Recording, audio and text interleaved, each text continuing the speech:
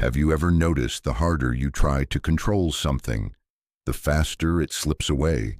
You grip tighter your plans, your relationships, your goals, believing that if you just try a little harder, things will finally fall into place. But instead, life seems to resist you. The job you chase disappears, the person you cling to pulls away, the dream you hustle for feels heavier by the day. Why does that happen? Because what no one tells us is this: control doesn't equal power. Sometimes it's the opposite. There's a strange, almost mystical shift that happens when we stop trying to force life and begin to trust it instead. Not by giving up, not by walking away in defeat, but by letting go with wisdom. There's a difference. This video isn't about quitting. It's not about apathy or avoidance. It's about discovering a deeper strength, one that doesn't come from force, but from intelligent surrender. And that idea may feel radical, especially in a culture obsessed with hustle. We're constantly told that success comes from grinding, pushing, manifesting harder. But what if the truth is more subtle? What if the more you chase, the more what you're chasing runs away? Let me offer you this. Letting go doesn't mean losing. It means stepping out of resistance, out of fear, out of control mode, and into flow. Have you ever experienced a moment where the second you stopped obsessing, something finally clicked into place? Maybe it was a relationship that improved when you stopped trying to fix it, or a creative project that flourished when you allowed yourself to enjoy it again. That's the paradox. The less you grip, the more life opens up. So here's the big idea. You don't lose control when you surrender. You reclaim yourself. You return to your center. You reconnect with what matters. And that clarity, that peace, that rhythm, it's been there all along. You just couldn't see it through the tension. So I invite you to ask yourself right now, what are you holding so tightly that it's suffocating? What are you trying so hard to control that you've lost the joy in the process? Because maybe, just maybe, what you're searching for is already trying to reach you. You just have to get out of the way. Have you ever wondered why the harder you push, the more life seems to push back? You've planned every step. You've made the vision board, set the deadlines, written the goals. You've told yourself, if I just try harder, work faster, force it more, it'll happen. But instead of momentum, you meet resistance. Instead of results, you feel stuck. Let me share something most people never hear. Life doesn't respond to force, it responds to alignment. You see, we live in a world that glorifies hustle. Everywhere you turn, you're told to grind harder, manifest louder, crush your goals. But what if the reason you feel exhausted isn't because you're not working hard enough, but because you're working against the current? Imagine this. You're pushing on a door with all your strength, sweating, frustrated, confused. Why it won't budge, only to realize later it opens the other way. That's what happens when we try to control outcomes that aren't ready, or worse, aren't meant for us. Sometimes the door stays closed, not because you're failing, but because you're forcing in the wrong direction. And when that constant pressure turns into burnout, when your body, your mind, your spirit say, I can't anymore, that's when something shifts. You let go, not because you're giving up, but because you have no energy left to hold on. And in that release, something miraculous happens. Life begins to move again. But here's the catch. It doesn't happen through domination. It happens through trust. That's the difference between giving up and letting go. Letting go is not weakness. It's not sitting back and waiting for miracles while doing nothing. It's choosing to stop controlling what was never yours to control in the first place. It's learning to trust the deeper intelligence of life, the rhythm that's always been guiding you, even when you couldn't see it. Let me ask you something. Where in your life are you grinding so hard that the joy has disappeared? What dream have you been chasing so relentlessly that it now feels like a burden? Maybe it's time to pause and ask, am I forcing this or am I flowing with it? I know this sounds counterintuitive, especially in a culture that tells us pressure is power, but if pressure was the answer, you would already be where you want to be, right? Real transformation doesn't come from force. It comes from alignment, from learning to move with life, not against it, from listening, from noticing, from trusting the timing, even when it doesn't match your plan. There's a beautiful kind of power in surrender, a kind that says, I don't have to control everything to move forward. I don't have to know exactly how it will unfold to take the next step. And sometimes it's when you finally stop forcing that the right door opens. Not because you pushed it open, but because you stopped blocking it. So I'll leave you with this question. What might happen if you softened your grip just a little, not gave up, just gave in to clarity, gave in to timing, gave in to the flow you've been too busy resisting? Because sometimes the moment we release the need to control is the moment life finally has the space to respond. Have you ever noticed this strange pattern right before you're about to do something meaningful? You suddenly feel exhausted. You procrastinate. You scroll your phone. You clean the kitchen. You do anything except the one thing your heart is quietly asking for. That's not laziness. That's not poor time management. That's resistance. And here's the truth most people miss. Resistance doesn't show up when you're wasting time. It shows up when you're about to do something that matters. When you're about to write the book, have the hard conversation, start the business, end the relationship, speak your truth. Resistance is the storm before personal growth. It's your old identity begging you not to evolve. Because change, real change, scares the part of you that's grown comfortable in fear. Let me tell you a story. There was a man named Adam, a writer. He had the story, he had the time, he had the talent. But every time he sat down to write, a wave of anxiety rushed in. What if it's terrible? What if no one cares? What if I'm exposed?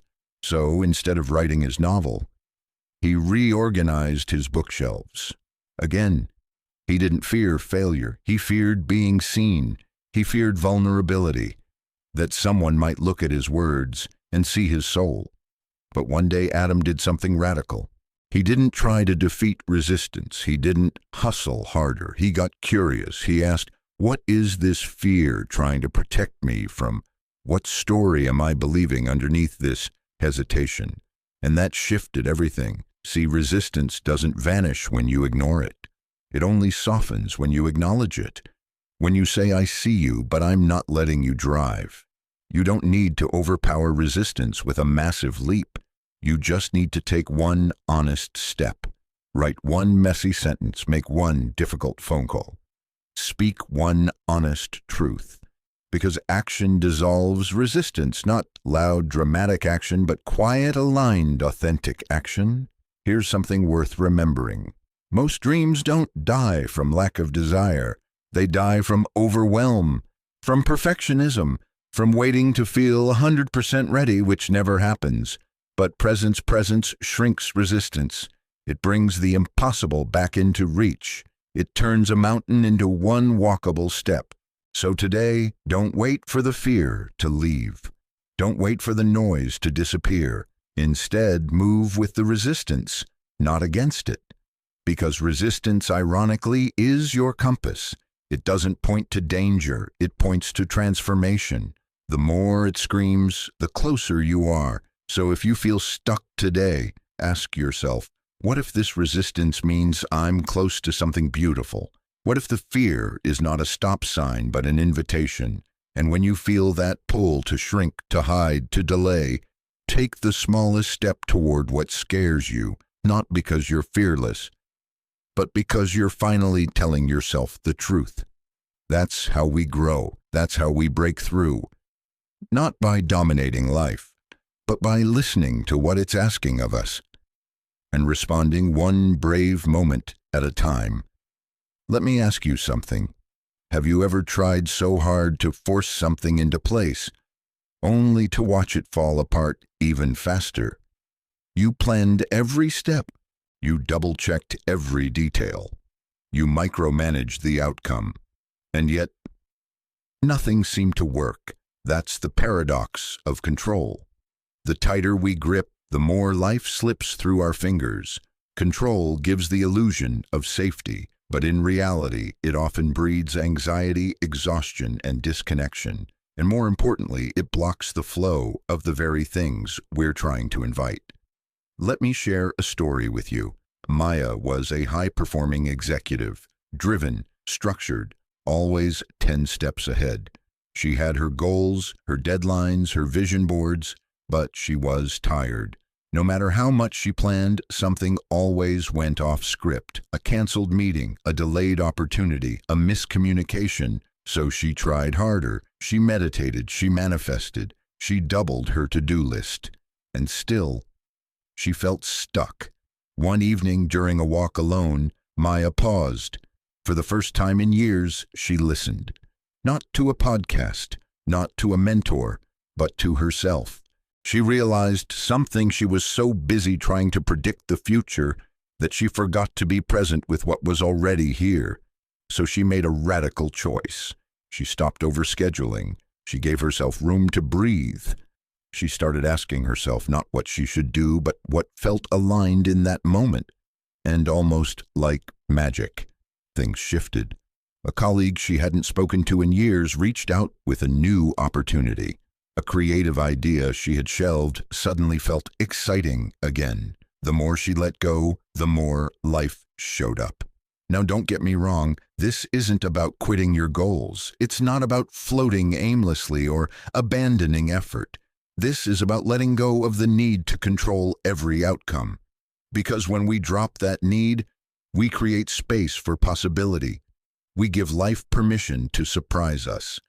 There's a big difference between taking action and clinging to certainty. Trying to force clarity is like screaming at a seed to grow. But giving it space, sunlight, and time, that's where the real growth happens. So here's the question. What are you trying to control right now so tightly that it's actually pushing away the outcome you desire?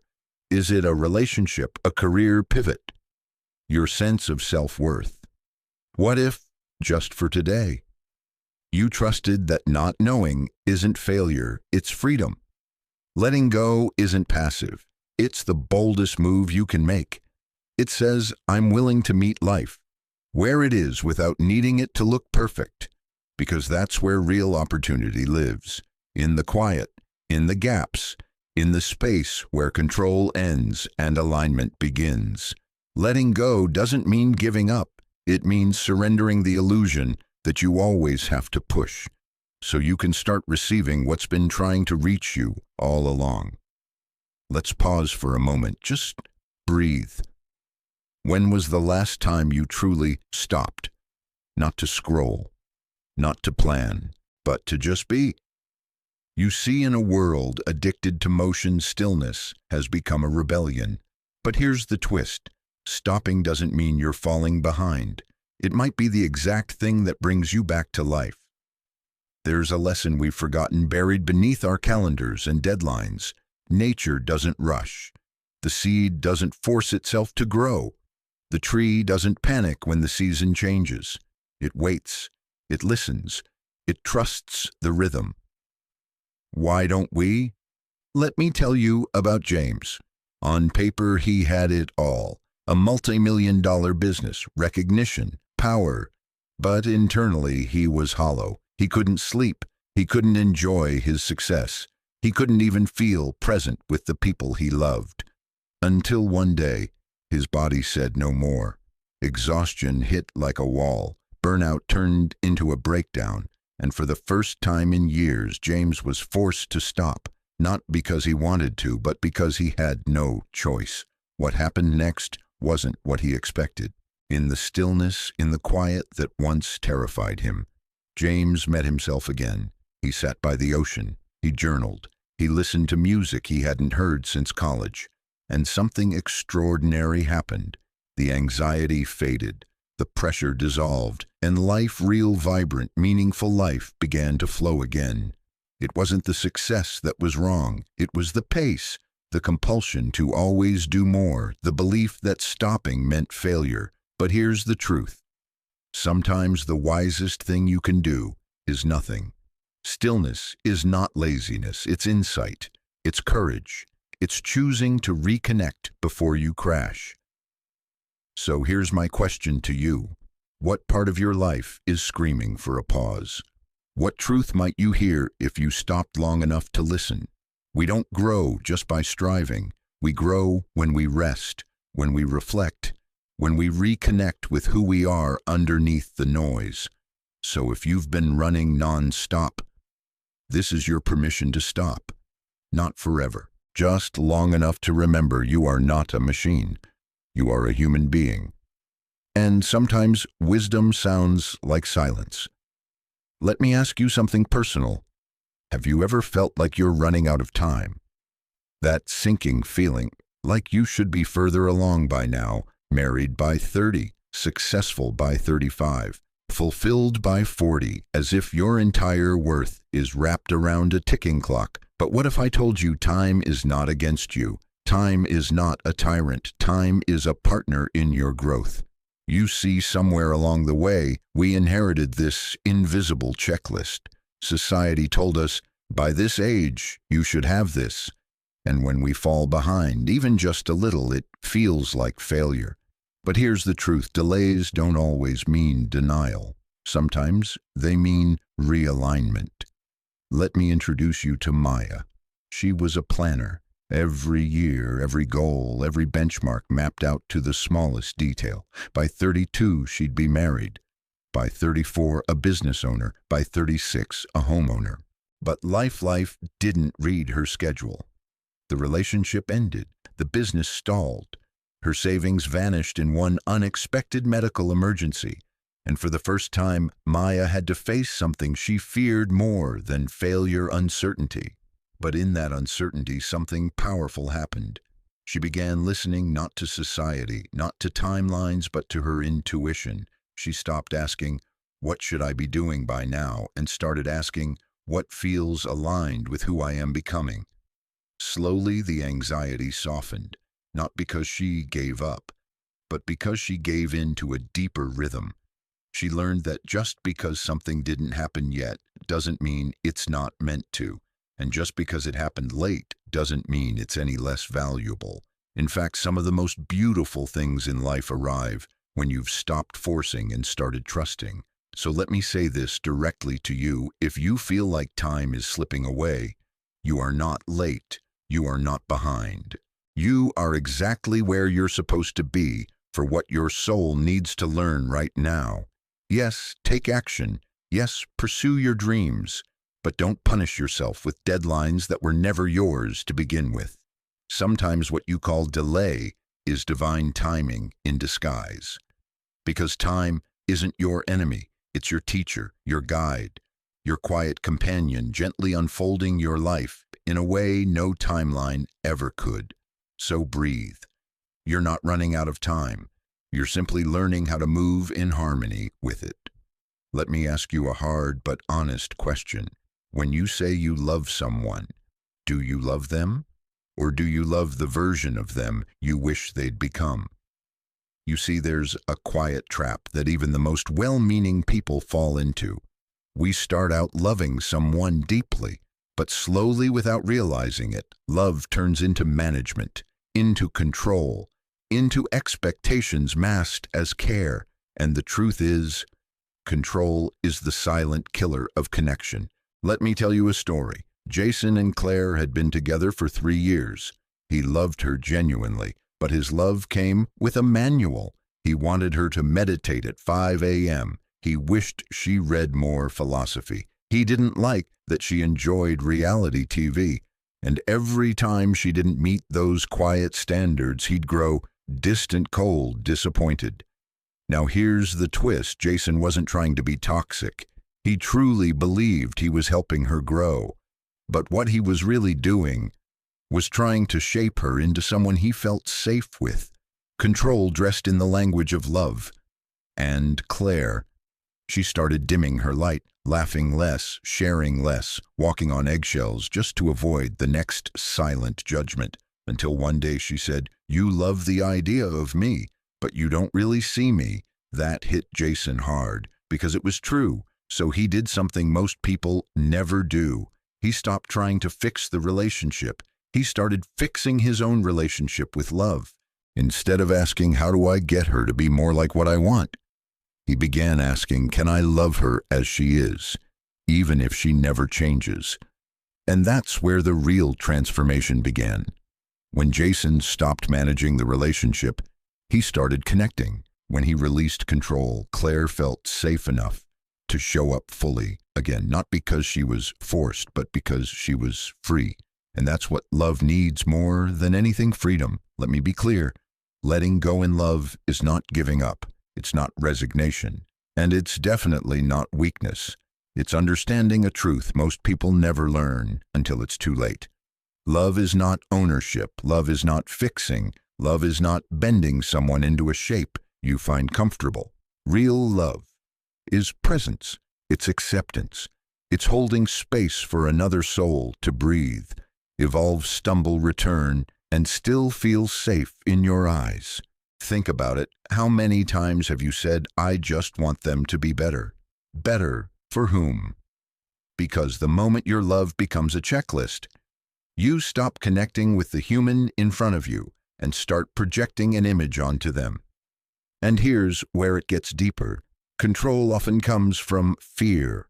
Fear of loss, fear of uncertainty, fear that if you don't shape them, they might outgrow you or hurt you or leave you. But that fear isn't love's fault. It's an invitation for you to grow. To love someone truly is to risk being vulnerable. To say, "I don't own you. I don't need to change you. I choose to meet you where you are, even if it's uncomfortable." When you release control, two things happen. The other person feels seen, not managed. You feel free, not responsible for their evolution. And ironically, that's when the deepest growth begins for both of you. Because people don't bloom under pressure. They bloom when they feel safe, not judged, not micromanaged, not improved, just accepted. So if you've been wrestling with control in love, ask yourself this: what part of me is afraid of letting go? And then ask, what might happen if I trust love enough to loosen my grip? Because here's what I've learned. Control gives you short-term certainty, but letting go gives you long-term intimacy. It doesn't mean anything goes. You can still have boundaries. You can still speak your needs, but it's the energy behind it that matters. Are you speaking from connection or from fear? Are you guiding with compassion or manipulating out of anxiety? One suffocates, the other liberates. So let's redefine love, not as possession, but as partnership, not as a cage, but as a container where both people are free to grow. Because the more you love someone as they are, the more they become who they were always meant to be. And when that happens, you don't just have a relationship, you become one. Let me start with a simple but radical truth.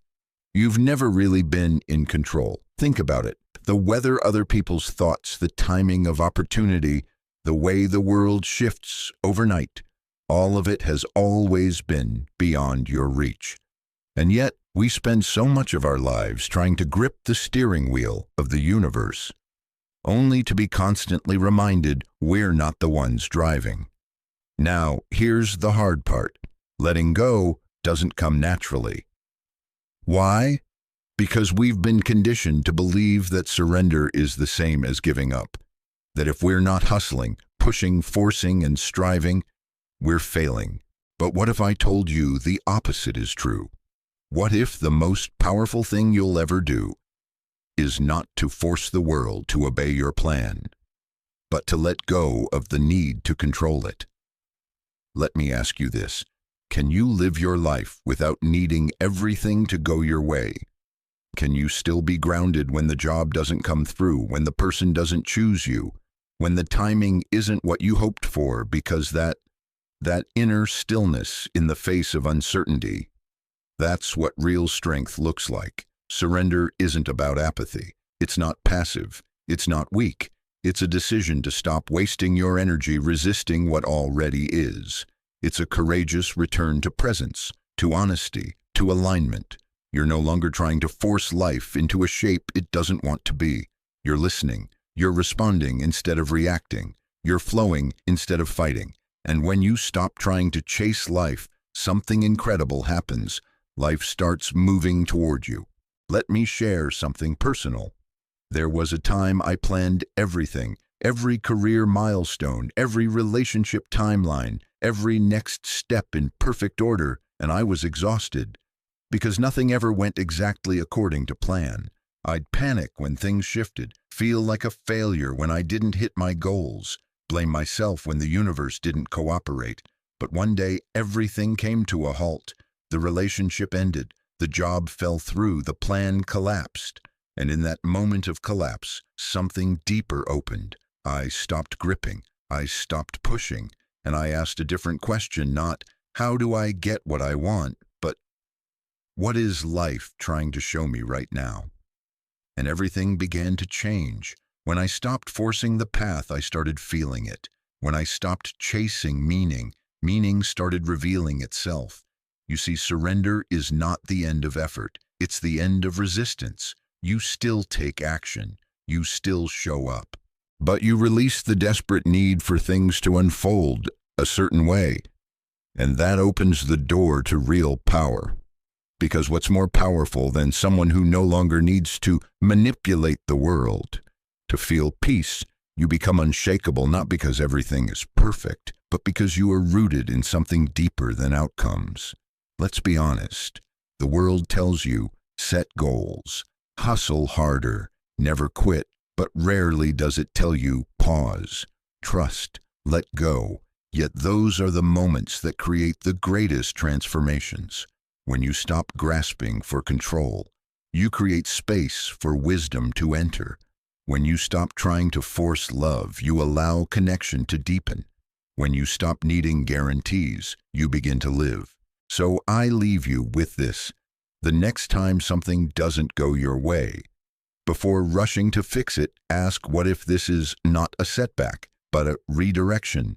What if the very thing you're trying to avoid is the door you've been seeking? What if surrender isn't about losing power, but about aligning with a power much greater than yours? Because the truth is, you don't always know what's best for you.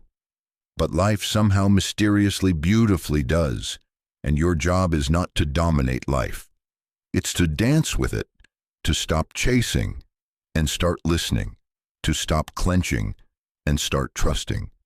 And when you do, when you surrender not from defeat, but from wisdom, you will feel something rise within you that no amount of control could ever provide: peace, clarity, and a connection to something deeper than your fear. So let go, not because you're giving up, but because you're finally ready to come home, to presence, to purpose, to the quiet truth that life has been waiting to offer you all along. And that, my friend, that is not weakness, that is the ultimate strength.